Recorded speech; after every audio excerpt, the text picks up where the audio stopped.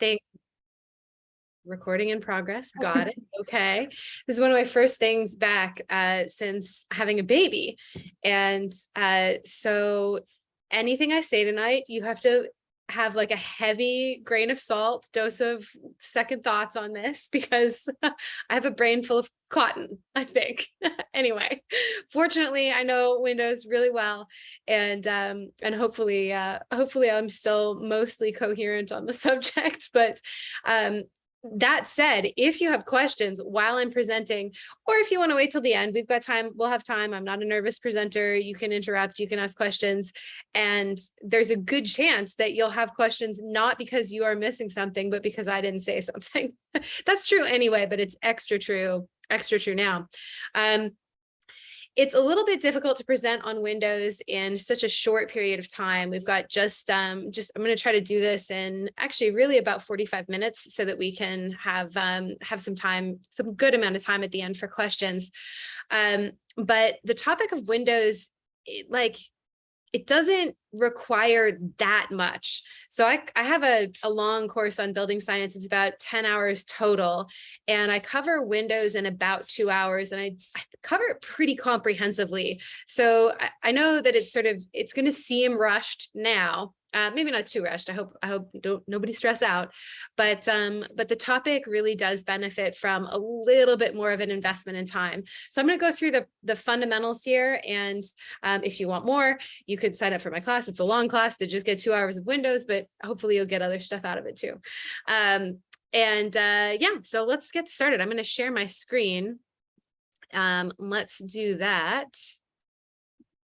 I'm going to do. Let's see if this works. Do a portion of my screen here. Glazed and confused. Looks good.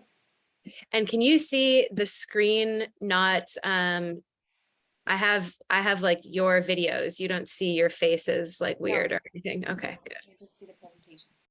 Okay, it's a little bit weird, but okay. Anyway, you can see it though. Good. Okay. So I'm going to begin this discussion of Windows by talking about walls, actually. So, and this will make sense. This will all tie together in a minute. But there are three approaches to water control in walls: the storage approach, WRB and drainage, and exclusion. So the storage approach is common in mass walls. So those are, think like heavy masonry walls. And by storage, we mean absorption, redistribution, and controlled release. WRB and drainage is common in framed walls. This is the most common approach in North American construction, and this we're going to talk about mostly today. And then the exclusion approach is barrier walls. They're sometimes called perfect barrier walls, but those block water. So to illustrate those three concepts of water management, is three approaches to water management. We've got mass walls that store and redistribute water and then dry in both directions. Windows, doors, and service penetrations are sealed to that exterior surface. So basically we allow these walls to get wet. They have a tremendous capacity to store and redistribute water. They're not moisture sensitive. The materials that make them are not moisture sensitive, and then they dry in both directions. So it's kind of awesome. Some of many of the world's most beloved buildings are built in this way. These walls are expensive. They are heavy, like they literally weigh a lot, which is partially why they're so expensive. And they're very durable. So there's a reason why a lot of the world's most beloved buildings are built this way. They're built to last. So this is a nice approach to water management in walls, but because it's so expensive, it's less common. The second approach to water management in walls is WRB and drainage. And this is how we manage water in framed walls. So drained walls have a cladding that sheds water and a water control material and drainage space behind the cladding that protects the rest of the assembly. And the rest of the assembly often, almost always, includes moisture sensitive materials like wood and sheathing and insulations in the cavity. And we seal windows, doors, and service penetrations to the water control membrane. What's important to know about drained walls, actually, there's a few things. Let's spend a minute talking about them. They're an extraordinary innovation. They're awesome. Building in this way allows us to use moisture sensitive materials, lightweight, moisture sensitive materials, and make really durable walls that are really cost effective. This is an extraordinary innovation. And as much as we sort of romanticize construction elsewhere, particularly Europe, this is a particular innovation in North America. We are very good, for the most part, at detailing these kinds of walls. Now, we still have problems, but we're actually kind of working through these problems, and that's going to benefit a lot of the rest of the world as the rest of the world ends up adopting some of these low-cost options for housing and infrastructure. So it's really kind of a neat innovation here. The second thing that's really important to note from a water management perspective is something that a lot of people really find very difficult. And I really, really want you to remember this. And that is that the kind of three components I just mentioned here, the cladding that sheds water, the airspace behind the cladding, and the water control membrane, these three things are key components in this assembly, and they are designed to work together to manage water in these walls. We often focus just on this water control membrane and think that that's sort of the be all and the end all. No, this water management type has always been designed as a system. And when we start talking about windows, the system approach to water management is going to start to matter to us a great deal. But it's not, we don't include a water control membrane because the cladding failed. Like, oh, like if that fails, then we have this backup approach. This is these things are always intended. This approach was always a system approach, and it's a multi-component system. It's not a single system that we do this as backup or something like that. So it's really pretty cool, but keep that in mind. And actually, I would say also, in keeping that in mind, recognize that probably most people, certainly lay people, our clients, but often I would say actually most professionals in our industry don't recognize that to the extent that they've thought about it at all. They don't actually really recognize that this is a system approach and that we need all three components of the system to have a functioning wall. Now the code, like we end up sort of getting there anyway, but a lot of us aren't actually aware that the system has three parts and all three parts matter. So anyway, the least common approach to water management in walls is the barrier approach, the exclusion approach. You see this in structural glazing, which we're not going to really talk about today, and stuff like insulated metal panels sometimes work this way. Windows, doors, and service penetrations are sealed to the exterior surface. This approach is inappropriate for most building and cladding types. I get asked a bunch, or sometimes, what the best water management strategy is for walls among these three approaches. And it's not really a great way of looking at things. We sort of want to rank things in our mind. It's natural to want to do that. But all three of these are absolutely acceptable. So when I say this approach here, the barrier approach, the exclusion approach is inappropriate for most building and cladding types, that's not to say that this is not a valid approach to water management. It's just that typically the types of materials that we want to build with don't lend themselves very well to this approach, right? If we build, like, it's really popular to build with, all kinds of cladding materials and siding materials.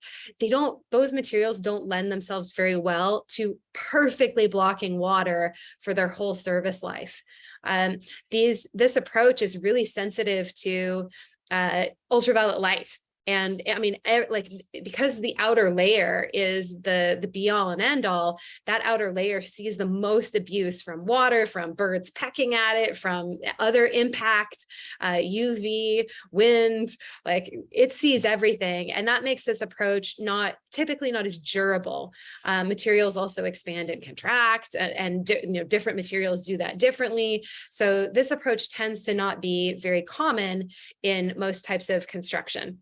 The drained approach is the sweet spot for most buildings that we work on in North America. Okay, so now that we've just talked about walls, put a pin in that. And we're going to talk about windows. So in general, a window has to do all the things that a wall has to do, and also let us see through it, and also sometimes open it. And in the case of doors, we have to walk through them. So glazing really is pretty complicated. We need to control water, we need to control air, we need to control heat, we need to control water vapor. And our task is to connect the control layers at the wall with the control layers at the window safely and efficiently. So this is where this is the big picture approach to what we're doing. And I want to begin this discussion of window detailing, our shift to windows, with a little thought experiment that will help kind of bring this together. So consider a cup, so like a Dixie cup or a wine glass, and rotate the cup into the wind. Say, just you're holding the cup into the wind, and it's raining. You allow the wind to blow into the open portion of the cup, and it will fill that cup up, the cup part. It will fill it with air. And we will get a positive pressure inside the cup and a negative pressure on the backside of the cup, on the other side, on the barrier of it. And so there'll be a pressure drop at that barrier there. Now, if it's raining, rain will enter the cup because of momentum, right? But okay, so let's just wrap your head around that. So we've got the cup, we've got the wind, we've got the pressure, the high pressure on one side of the cup, in the cup, and the low pressure on the leeward side. Now, if we add a baffle to that cup, but it's not full, like it doesn't fully cover the opening of the cup, wind still gets in the cup and it still pressurizes the cup. So we still have our positive pressure here and our negative pressure on the leeward side of the cup, but our baffle deflects rain. So now we don't get nearly as much water in the cup. We get air in the cup, but we don't get nearly as much water in the cup. And any water that we get in the cup, we can drain it to the exterior. But we still have our pressure drop that occurs at the end there. That's going to matter later. But does this make sense? Are you guys following this idea of the cup that's full with air?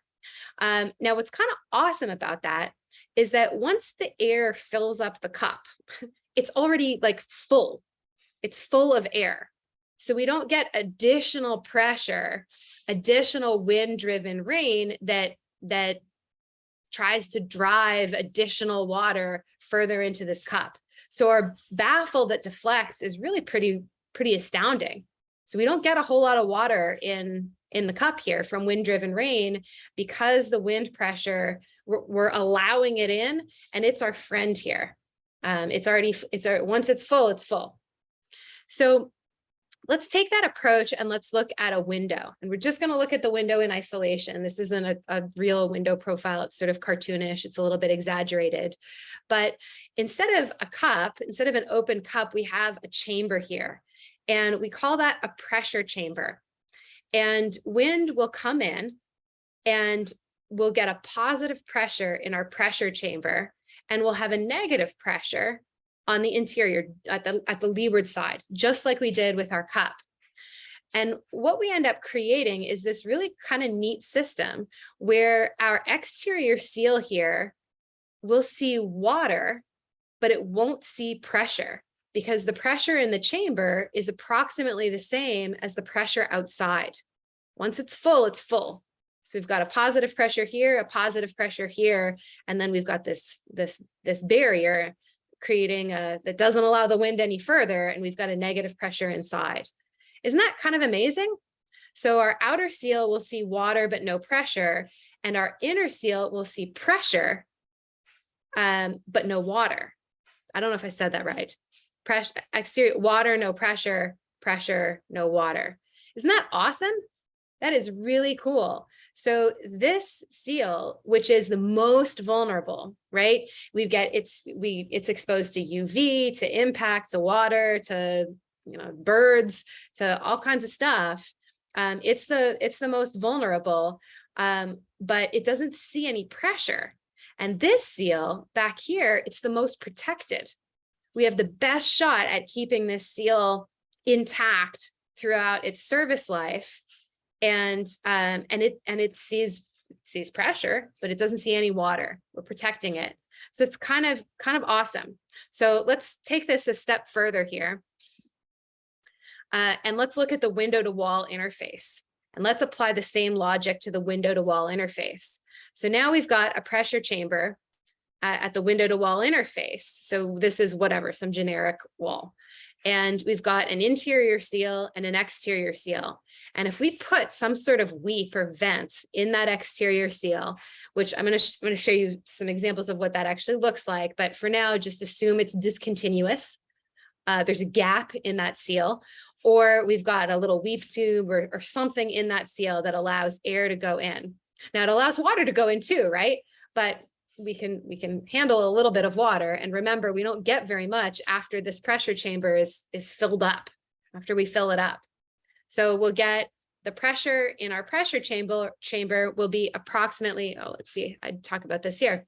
So the pressure in our chamber will be approximately the same as the pressure on the exterior. And it's the same concept as our previous example there. So our exterior seal will see water, but no pressure. And our interior seal will see pressure, but no water, or very, very little water, which is super cool. And if we apply this to a more realistic scenario here and look at a typical residential window, what we've got, I'm showing you just the sill. So we've got our window installed on a shim. I'm going to show you what that looks like, but we create this little chamber here.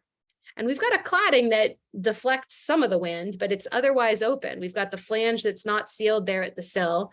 And so we can get air that goes into this little chamber and it pressurizes the chamber. And our outer seal is a lot like the baffle. It's not really a seal here. And I'll show you what it looks like at the jam in the head later. I just want you to appreciate the concept here. So we've got, this will see water, but no pressure. And this will see pressure, our interior seal, but no water, very little water. And this is a totally baller approach to detailing windows. We call this approach the two-stage approach or two-stage seal in window detailing.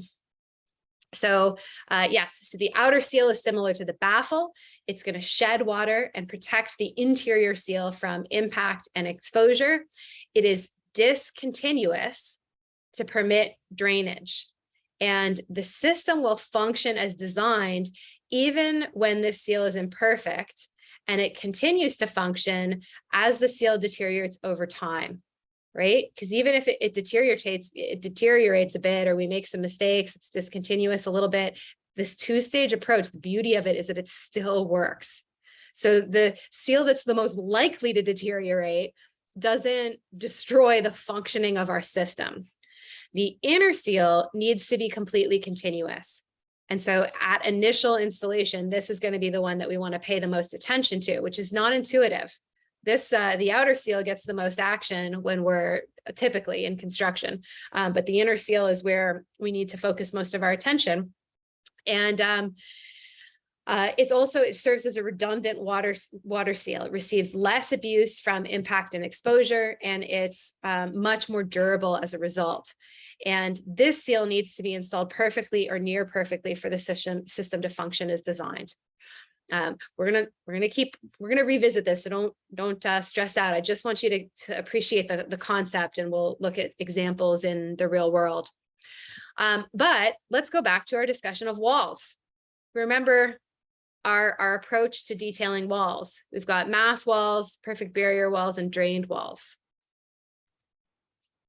We have similar approaches to water management at joints. Can have mass joints, perfect barrier joints, and drained joints, which is sort of neat. So a mass joint works just like mass walls work. The whole thing gets wet. It has a tremendous capacity to store and redistribute water. It's not made out of anything moisture sensitive, and it will dry in both directions.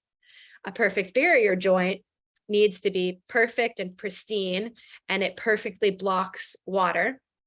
And then we've got this drained joint, which is what we're dealing with in windows. I'm showing you an example with precast panels where we have or I mean, this doesn't have to be precast panels, but it looks like this in precast panels, where we've got a continuous inner seal, backer rod and sealant joint, and a discontinuous outer seal. And we do this little sweep detail to let water that gets between the two drain to the exterior. It's a little hard to wrap your mind around, but just take my word for it. We've got a continuous joint on the inside and a discontinuous one on the outside.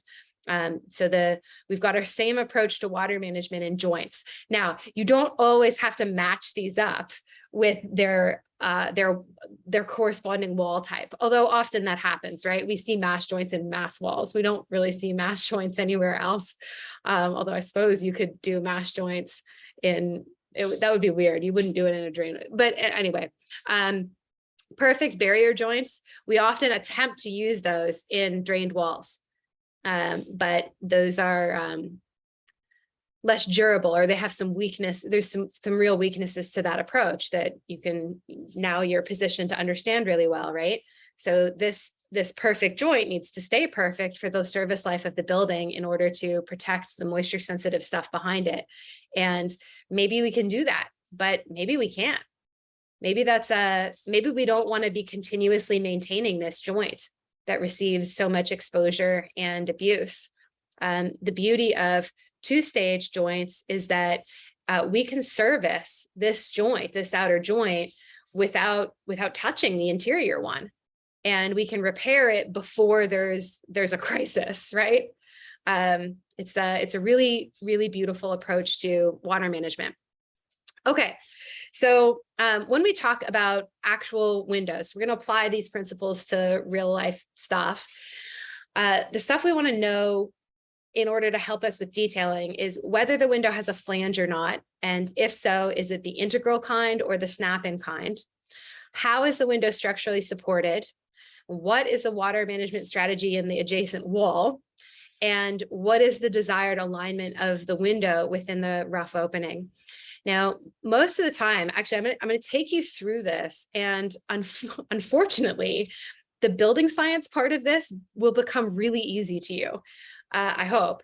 What will be hard for you, unfortunately, is the aesthetic component and like what you want this to actually look like, and like understanding, okay, how am I going to actually structurally attach this window and make the trim look like how I want it to look? That ends up being the most difficult question, or those end up being the most difficult questions when it comes to detailing windows.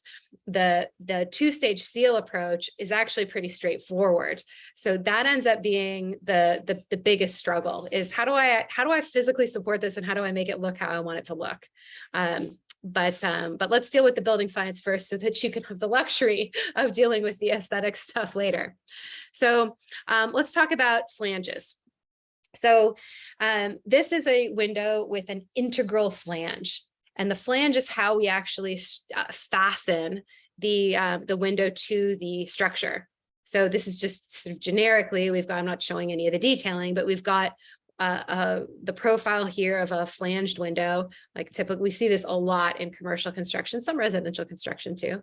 And a lot of multifamily construction, we use these windows, and we just literally fasten straight through to the framing through the flange, and that is what supports the window. This is what it looks like on a multifamily project. You can see the flange there. See how we nail through it into the structure. This one's actually detailed. We'll talk about how to do that. But that's how it's fastened. This is a snap-in flange, and I'm showing what it looks like when this flange this window hasn't been installed, so the flange is stapled back onto the frame, right? It bends, so this part would be, if we were to draw this section, it would be, or this profile, it would be laid down. But when we install it, we flip it out and make it perpendicular, just like this one, right? Now, notice that it's pretty flimsy looking, right? That looks really flimsy. And it's kind of shocking that this is how we install a lot of residential windows, custom homes. We do this a lot. That is actually how we do it.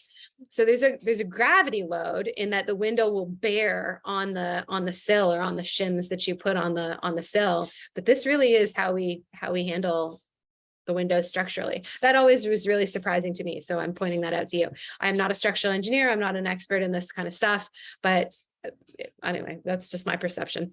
I'm sharing it because it seems like that couldn't actually be the case, but it is. So we also fasten right through it, just like we did with our integral flange. Now, what we need to pay attention to with this is what it looks like. This is a door. You can see the frame of the door. This is the fluid membrane on the adjacent wall. And this is that flange. And you can see that snappy part right there that bends. What's interesting, and the reason this distinction is important is because of this, right?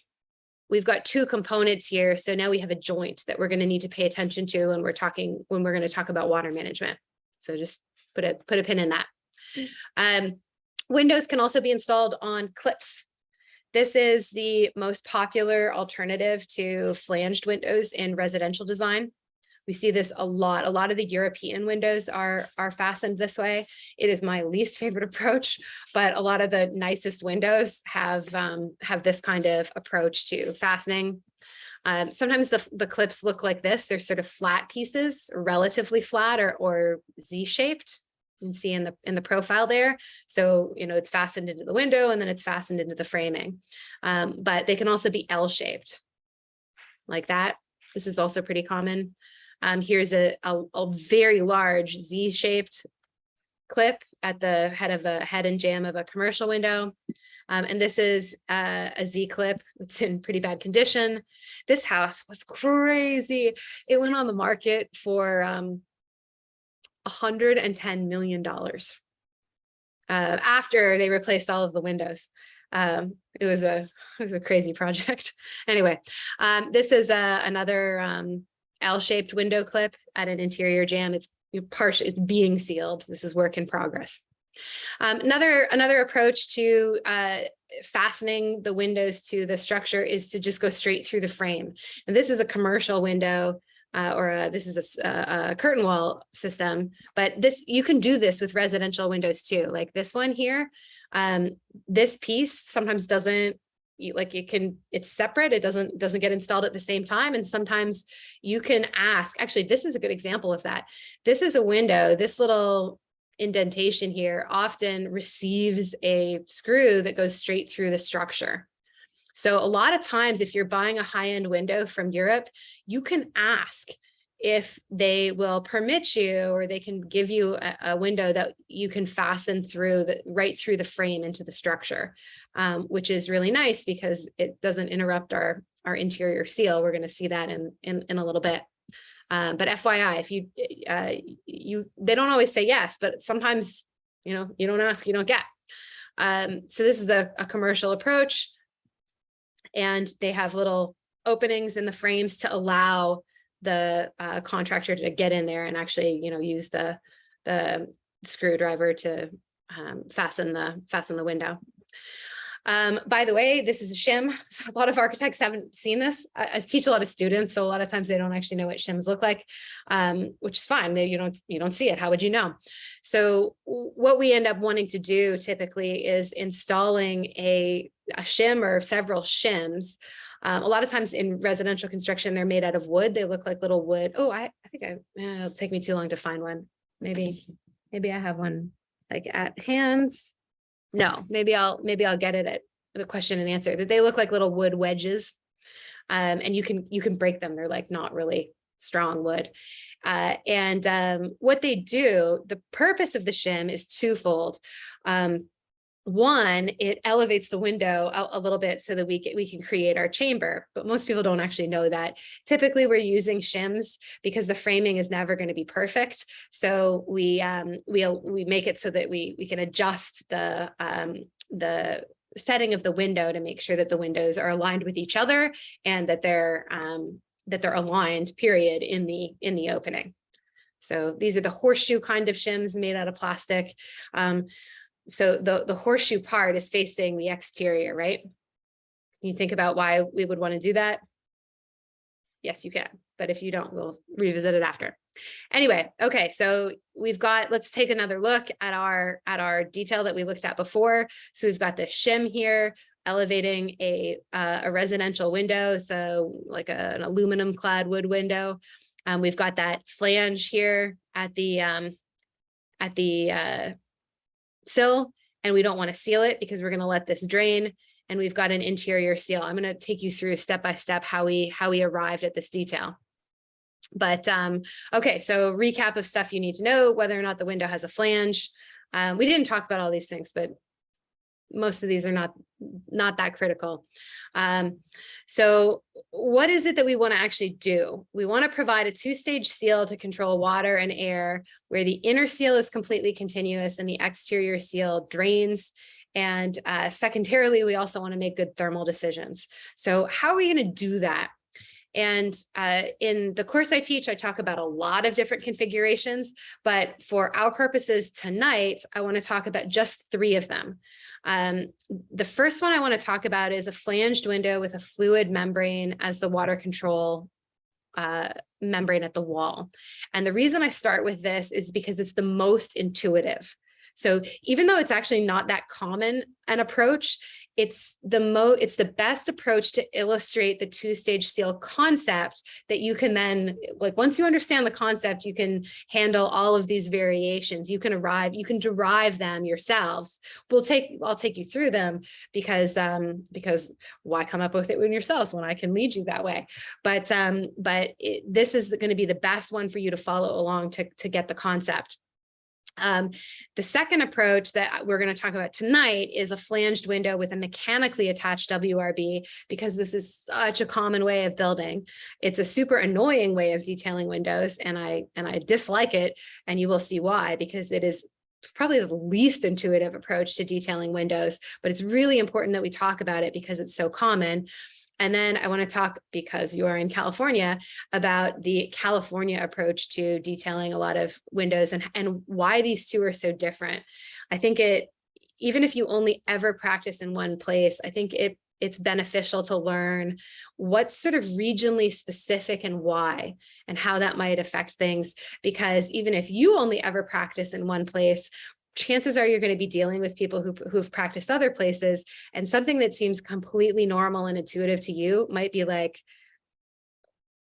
seem like you're on another planet to someone else. So it's helpful to know these 3. But of course, I'm going to acknowledge that there's other ways of detailing windows, but we're going to focus on these 3. Okay, so flanged window, fluid membrane, WRB. So let's use this profile, the snap-in flange, for this example. And we're going to have a standard 2x6 wall construction, pretty standard residential wall. I'm not showing any of the trim or anything on the inside, but just a typical 2x6 framed wall with some sort of sheathing. So we're going to add these 2 things together. And we know we're going to end up with something kind of like this, but we start with this. Okay. So what are we going to do? So the first thing we're going to do is install a wood nailer as a back dam. So just a little 1x piece of wood that we measure to the size of the rough opening. We can cut it on site and just fasten it into the opening. And then we're going to take our fluid membrane that we're using as our water and our air control on the face of the sheathing, and we're just going to bring it fully into the opening and up the back dam at the sill, but just all the way into the opening. We call that picture framing the opening. Really, really simple. We treat all 4 sides the same way. It's really, really intuitive and simple. And then what we're going to do is we're going to install our window. We're going to put a shim at the sill to make it level and create our little chamber. But all we've done now is we've put our window in that opening. That's it. Now we're going to do 2 things. We're going to apply additional fluid membrane, or tape sometimes, over the flange at the head. And because we're using a snap-in flange, we want to extend it onto the frame to cover that joint. And we're going to do that at the head, and we're going to do it at the jambs, but we're not going to do it at the sill, because we want that we want it to be discontinuous for two reasons. We want to let air in and we want to let water out. And then the second thing we're going to do is provide a full perimeter interior backer rod and sealant joint. I'm not showing you the jam, but it'll look basically just like the head detail. So backer rod and sealant all the way around. And this is it. We're dried in. So remember I told you from a building science perspective, it's actually really easy. What's hard is the stuff that comes next. But this is it. We're dried in. This looks really like shockingly simple. And what happens is that we've got our two-stage seal. So our outer seal should be recognizable to you and our inner seal as well. We've got this chamber in between. And we've used by extending the fluid membrane all the way into the opening, we've done a couple things. The first thing we've done is we've protected our opening so that incidental water that comes in here from a leaking window or from like if the window itself leaks or if we're not 100% perfect in our outer seal, our opening is protected and that water can drain to the exterior. So it's pretty nice. The second thing we've done is we've brought, this is our water control layer, but in North America, a lot of times it's also our air control layer. And we've brought that all the way into the interior. So our air seal is here. So this is a really beautifully efficient way of making our air control continuous and our water management really robust. So, but what comes next? We're not finished here. So what comes next is we often want to provide a secondary rigid head flashing. And this is optional, but it's almost always a really good idea. So we take a metal angle with a little drip on it, and then we just tape it. We just tape it to the sheathing. Now I'm exaggerating the lines here to show you what's going on, but in practice, there's not a lot of material buildup. These membranes are thin enough that this is a really smooth transition there. And what this secondary rigid head flashing does, we're already dried in, but what it does is it reduces the water load on the window at the most critical part at the head, where we see a lot of water. So it just reduces the load. It's like an umbrella.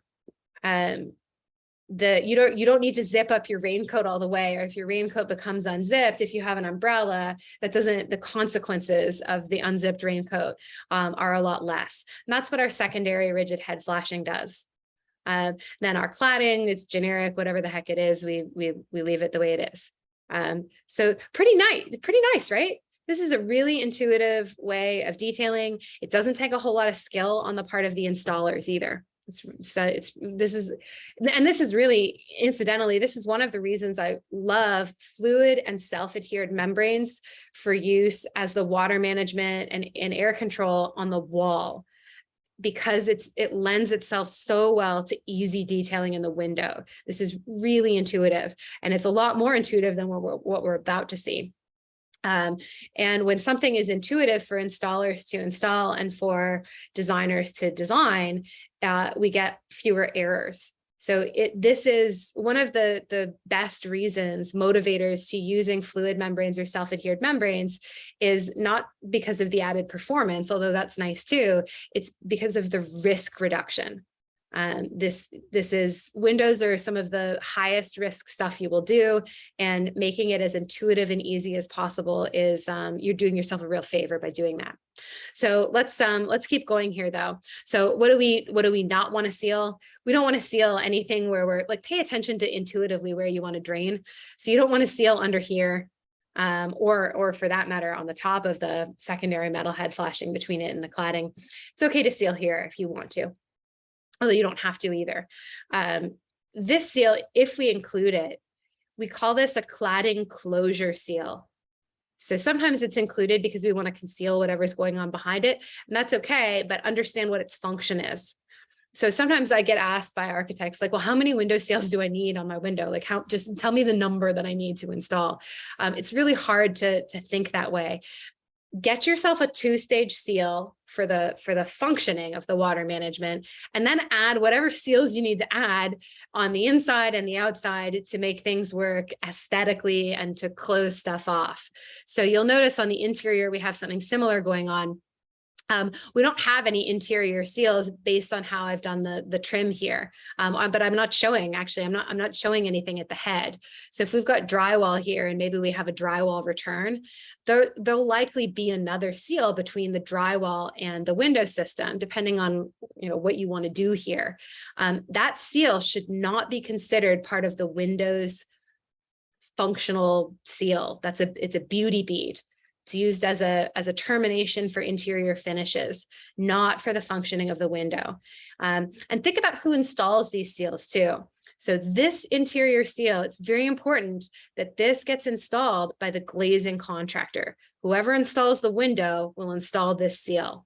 Any additional seals on the inside get installed by the painter or the drywall contractor. That's fine. You let them do their thing, but the glazing contractor is responsible for the water management at the glazing system. So if there's one thing to leave you with here, it's include this in your drawings. Make sure this inner seal is included in your drawings so that it gets captured in the bid, because it's sealant joints are real inexpensive until you forget to put them on the drawing. And then afterwards, suddenly a tube of caulk is like $1 gazillion. It's so hard to install. Anyway, okay, so frequently asked questions. Is it okay if instead of a wood nailer, I'm going to blast through these because I still want to talk about other things and I only have a few more minutes. Is it okay if instead of a wood nailer, you slope the sill? Isn't it important to slope the sill? Why don't you show that? Yes, you can slope the sill if you want. A wood nailer, actually, I'm gonna go through the list and then I'm gonna go through each question. Okay, so how much bigger should my rough opening be than my window? Can I use foam for the interior seal instead of a backer rod and sealant? Why am I using sealant? And isn't insulation really important? Do I really have to drain the sill? Isn't taping the sill flange better for air control? What if I'm on the coast? What if I'm using high quality windows? So we're gonna talk about each one of these. Okay. So yes, you can slope this. You know what? This one's really easy. I'm going to skip this one. Yes, you go ahead and slope the sill if you want. All things being equal, having a flat, sloping the sill is actually better, but sometimes that's hard to coordinate for reasons I explained in the slide, but not with you here. You can think of good reasons why that might be hard to coordinate for framers. It's important to note, though, that with a back dam, a more substantial leak will still drain to the exterior.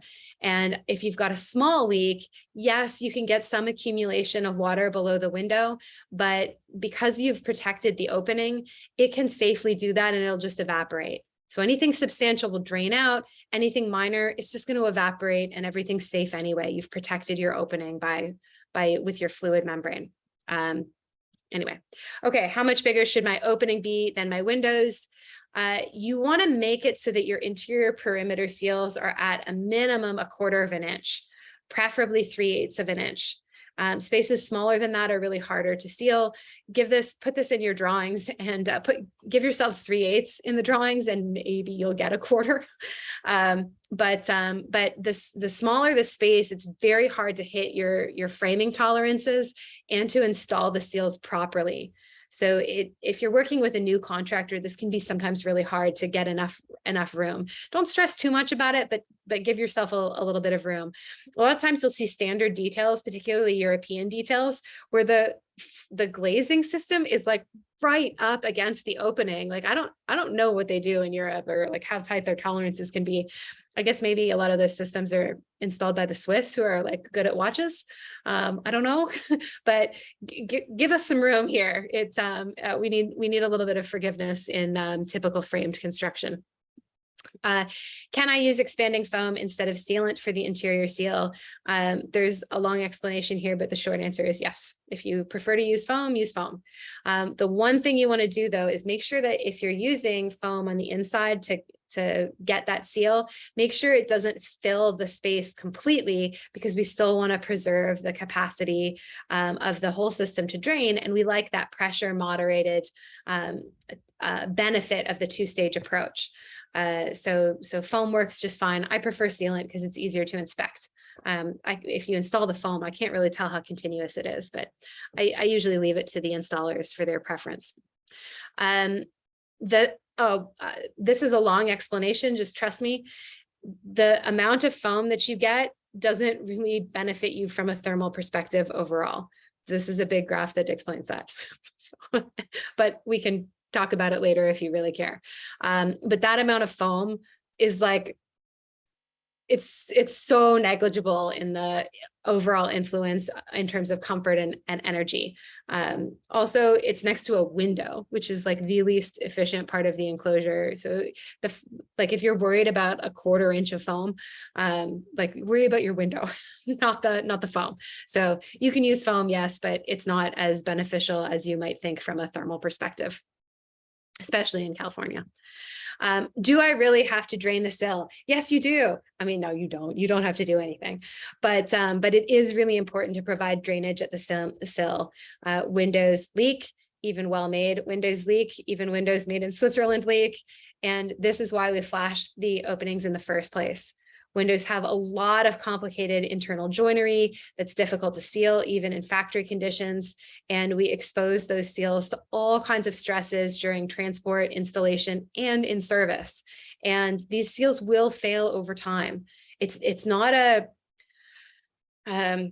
saying so, I'm not intending to denigrate window manufacturers. It's just that these are complicated systems. And also the installation isn't always going to be, it's not always going to be perfect. So it's nice on the design side to design forgiveness into the system. And that's what our 2-stage approach does. We protect the opening and we have this 2-stage approach. And it means that we're forgiving of minor installation defects and the aging of the window, or, you know, a minor manufacturing defect. This approach permits that, and the windows still work. I like to sometimes use an example of driving. And like if I had a passenger in my car who started buckling the car seat or their seatbelt, I've just had a kid, car seat, and I'm like, oh no, you don't need to do that. I'm a really good driver. Like no, that's not how this works. Use the seatbelt, use the 2-stage seal. It doesn't mean that you're a bad driver. It's just a smart and intelligent and really easy way to design forgiveness into the system. So most of the times this is like completely uncontroversial. Like 9 out of 10 times, no one will give you grief about draining your windows, but very occasionally you will get pushback about leaving that exterior seal unsealed, that flange unsealed, and that's why that's why I wanted to go into detail here.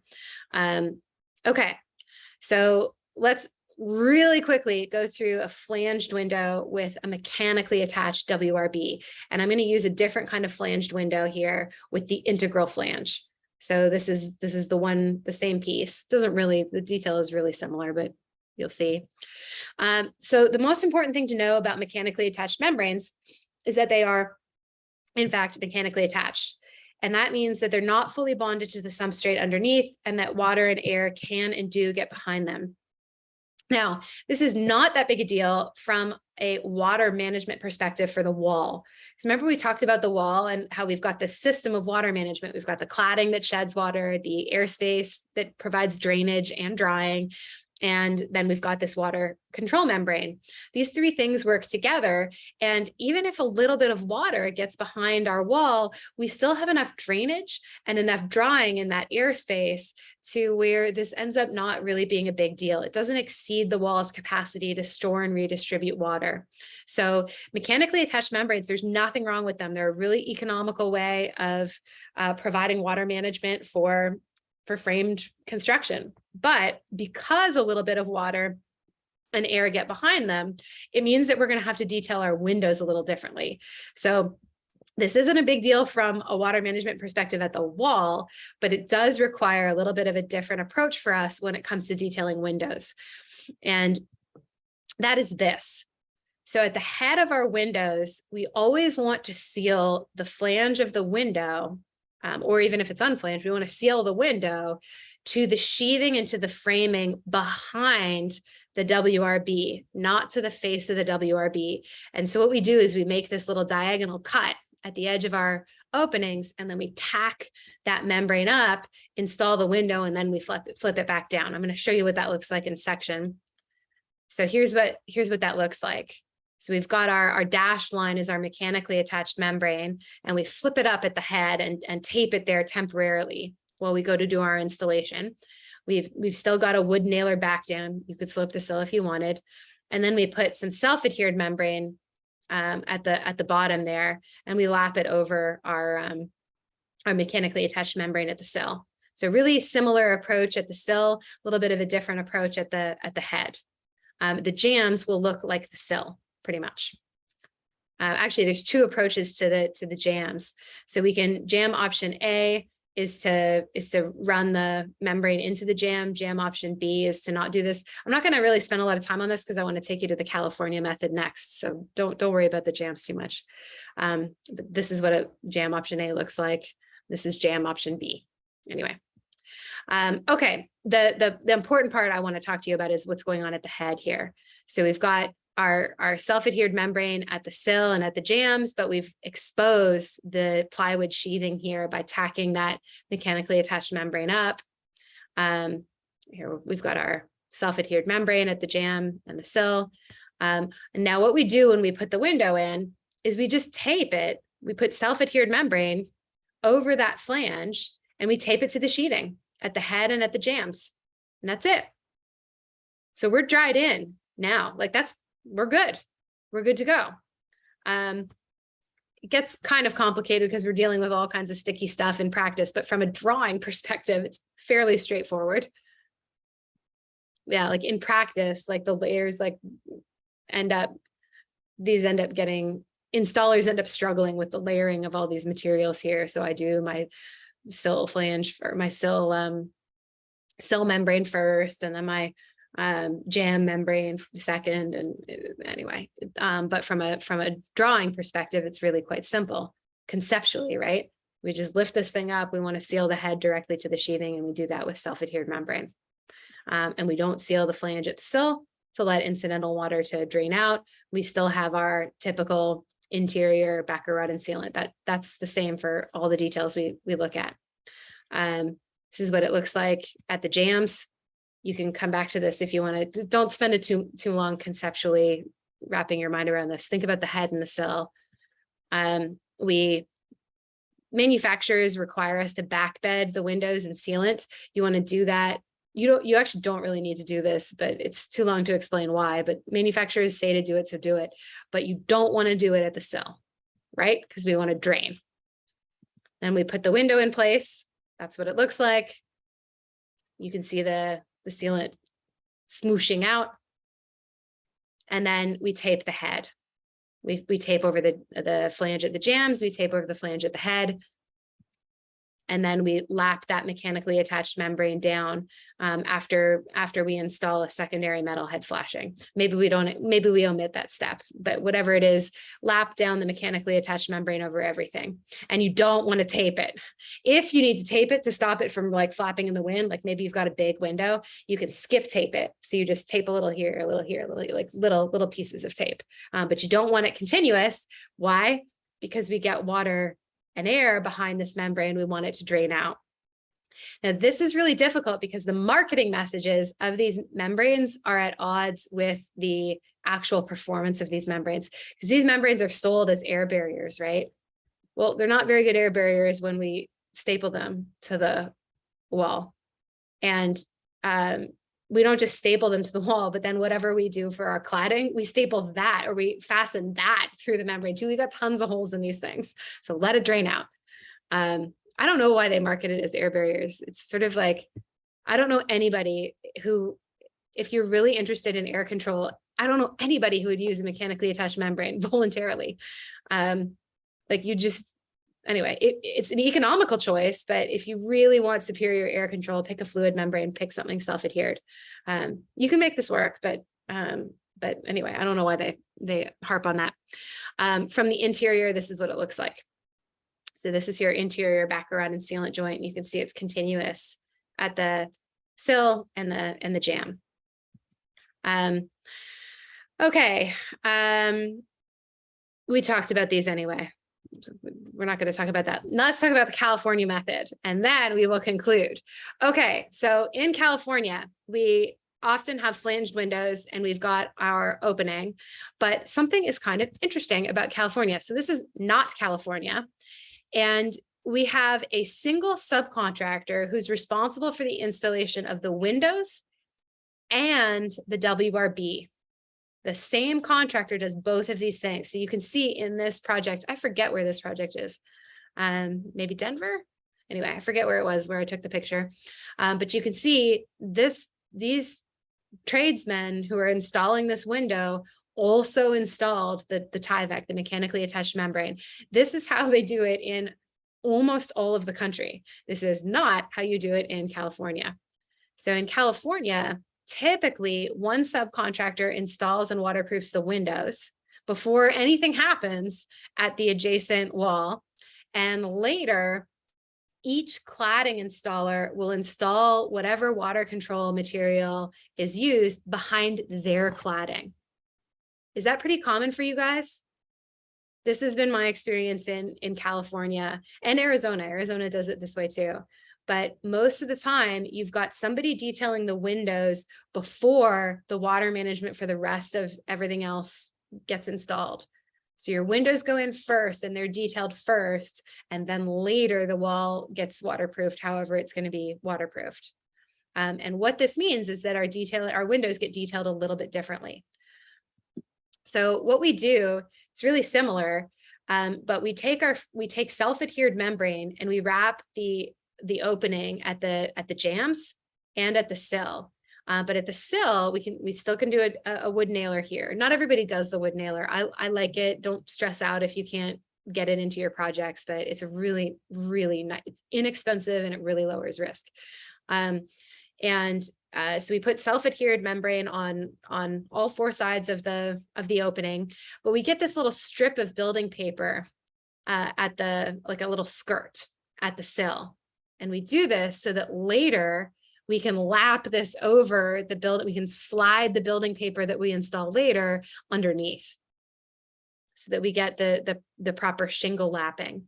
And then you'll notice here on the sides, the self-adhered membrane is way more generous than we do in anywhere else in the country. We provide a whole 12 inches because we get water that moves laterally, and later our building paper is going to come on top of this.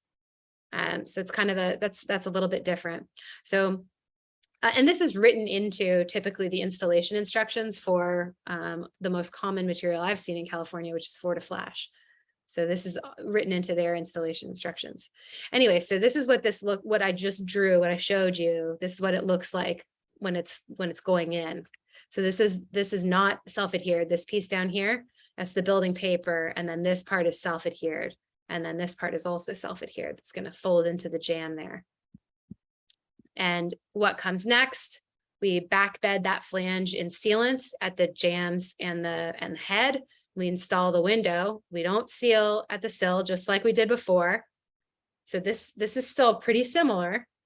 And then we put self-adhered membrane over the flange at the head, or we take sealant and additional sealant and we butter it over top of the flange. Sometimes it's membrane, a lot of times it's sealant, and your interior seal looks the same. So it looks like, this is what it looks like. Isn't that kind of cool? So this is super common in California. Can I zoom in a little bit to show you more closely? So we take that's the line of the flange of this is a door. Windows work the same way. And they just put with their caulking gun, they did a thick bead of sealant, and then they took like a little spatula and spread it out. And at the head, they did that at the head, and then they also put some self-adhered membrane over top at the head. This is that's the most common California approach there. This is what it looks like when it's finished. And then afterwards, the building paper just laps over top of everything, except over here where it's just tucked under that skirt, and then the cladding goes in. This is I love this approach. Actually, it's a really slick approach. Effectively, though, your sheathing is your de facto water and air control membrane in this wall, which is sort of interesting. It works fine. It works fine. But a lot of people, you know, it makes me laugh when the manufacturers of the building papers make these air tightness claims, because really what we're using for our air control is it's our sheathing anyway. That's what we're sealing our windows to. But this is a slick approach. It's pretty intuitive to detail. Let's talk about a few things that go wrong, and then I'll open it up to questions. It's really hard to properly install the exterior seal if the windows come with the trim already attached to the frame. So these are called pre-cased windows. We see this in custom residential. It's hard to do. It looks like this. So sometimes it's called brick mold sometimes. So it's really hard to get that. And this is an unflanged window, which we didn't have enough time. I didn't show you. The concept is the same, but it's hard to install that seal properly if we've got something that's already attached. Now you can ask for these windows without, almost all of them, you can ask for that without the trim attached. The advantage to having the trim attached is it looks really crisp and clean. The disadvantage is it's hard to waterproof them. This is that same project that went on the market for, it was like 107 million, 110 million, something like that. Somebody bought it. Like, I just don't understand how people have all this money. California, it's incredible. Way to go, America. This is that wet and rotting brick mold. The cladding was coral, which really exacerbated the problem there, because it's something so porous, and they couldn't, essentially what they did, that outer seal, they sealed it just to the cladding. They didn't seal it back to the water control membrane behind the cladding. And that's what I was showing you in the two-stage approach. Window clips are pretty hard to seal, like that interior seal. It's hard to do that when you've got clips. So this is work in progress here. You can see it's messy. It doesn't mean you can't do it. It just means that it's messy and it's hard to get it done right. This was a hospital in Oklahoma that I worked on, and you can see this massive clip here. And it took a lot of sealant to seal that, to get that interior seal and the clip done properly. Like, look at that. It's like a lot of sealant, right? They did that on every window. It was crazy. This is a more minimal approach. This gray stuff is the fluid membrane that's wrapped into the framed opening, and the sealant is buttered over these smaller clips. So you can seal them. It's just a little harder to do that. I'm not going to answer some of these. What if I would prefer a metal sill pan? Aren't those better anyway? I have a video on this. We won't talk about that now. The short answer to that is that this is a harder shape to make than this or the wood nailer. And metal angle, like when you draw it, it looks perfect. When you install it, it looks crappy like this. Often, not all the time. And when we use a membrane, so we call what I've showed you is all of the examples I showed you have a membrane sill pan flashing or membrane flashing at the sill, as opposed to a metal flashing at the sill. So this is metal flashing at the sill, and this is membrane. This is a fluid membrane.